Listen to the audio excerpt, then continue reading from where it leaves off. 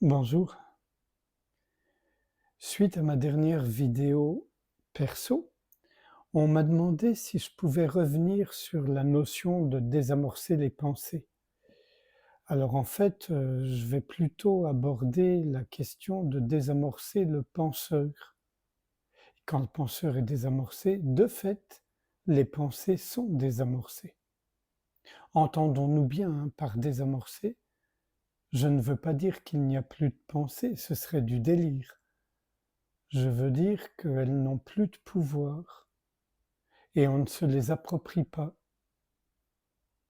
Le penseur, c'est ce qui s'approprie les pensées. C'est ce qui nous fait croire qu'on est l'entité qui pense. Mais voyons ce qu'il en est là, regardez. Une pensée, n'importe laquelle. Ne vous impliquez pas dedans. Ne la jugez pas, ne la commentez pas, ne la qualifiez pas. Et vous voyez ce que c'est maintenant? C'est enveloppé d'espace. Ça n'a pas de limite, c'est juste comme une petite vague qui passe ou comme des bulles.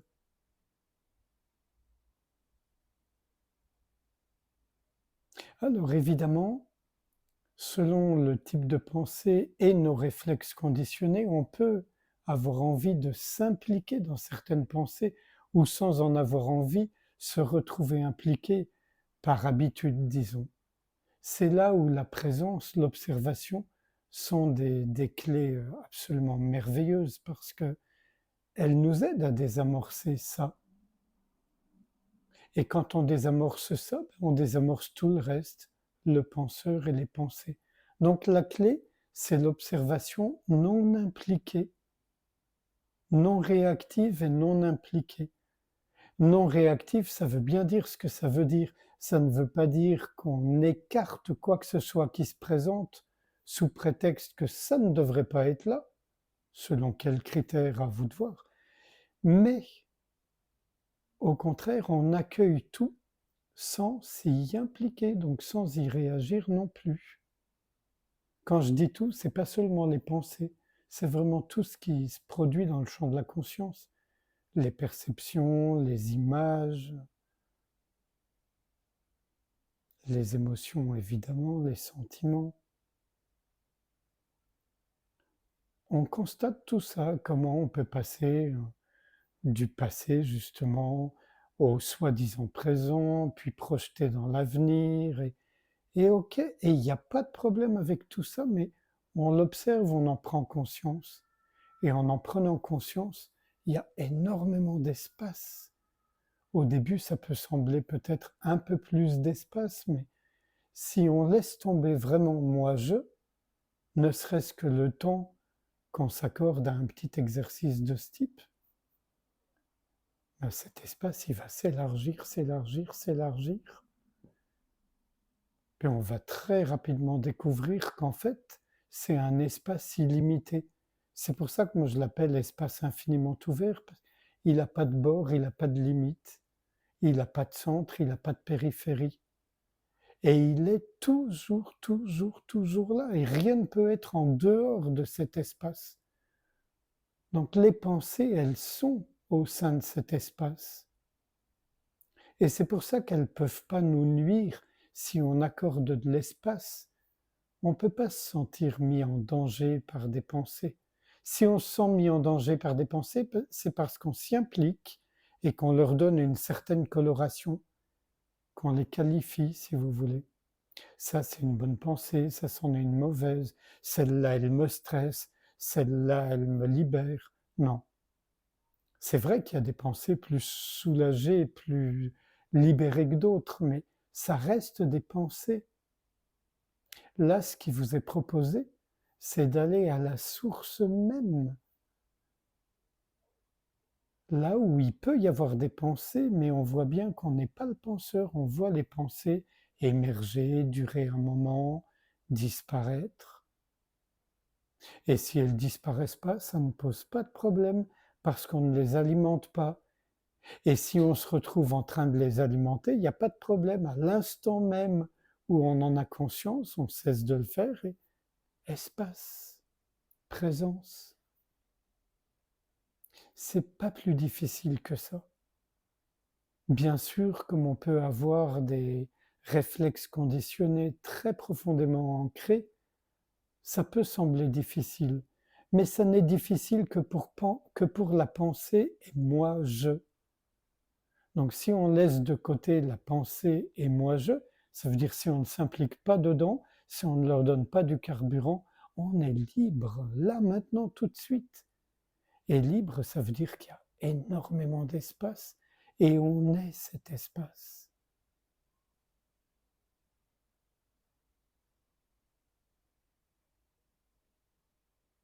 C'est vrai pour tout, hein. Je reprends un peu les mêmes exemples, mais si on fait la même chose avec les sensations, on prend conscience de sensations ici ou là dans le corps, quelle que soit leur nature provisoire, agréable, désagréable, ni l'une ni l'autre. Si on ne s'implique pas dedans, si on n'y réagit pas, on constate sur le champ qu'on n'est pas les sensations. On est ce qui les constate, cet espace immense. Plus ça fait partie de nous, cette compréhension qui n'est pas intellectuelle, même si on essaie, en tout cas j'essaie là de le formuler en mots, c'est pas intellectuel, c'est pragmatique, concret, vivant, sensible. Donc plus on se familiarise avec ça, et plus on y revient, et on y revient, et on y revient, ça devient une forme de méditation constante tout au long des heures de veille. C'est-à-dire qu'on n'arrête pas d'aller venir, aller venir, aller venir, mais on y revient sans cesse.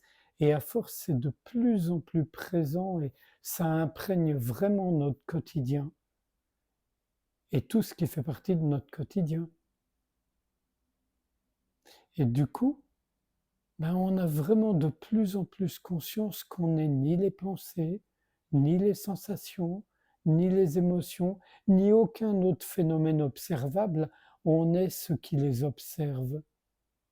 On est cet espace infiniment ouvert.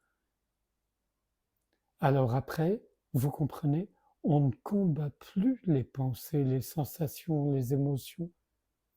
Il n'y a plus de combat à mener.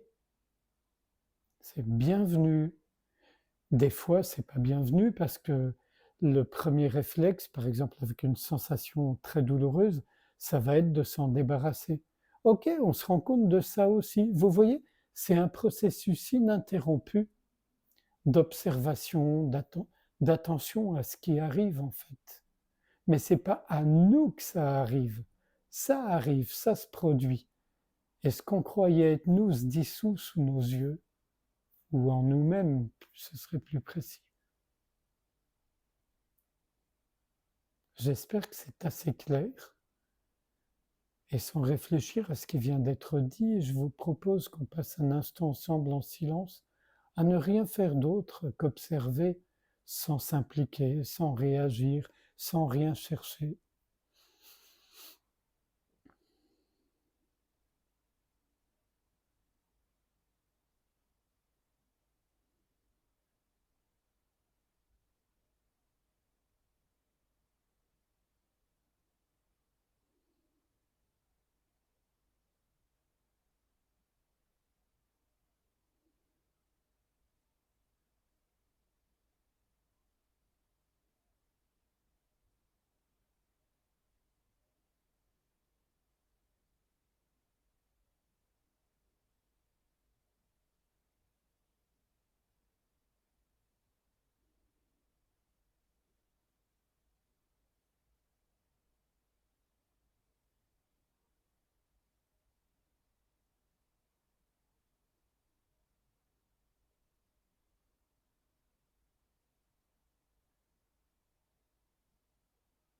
Merci.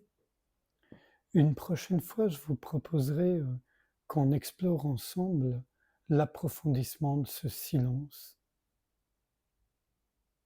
cette minute qu'on passe ensemble en silence. Probablement qu'à force de le répéter, vous constatez un approfondissement et je voudrais en faire l'objet d'une prochaine vidéo. Pas forcément la prochaine, mais une prochaine. Je vous remercie encore, à bientôt.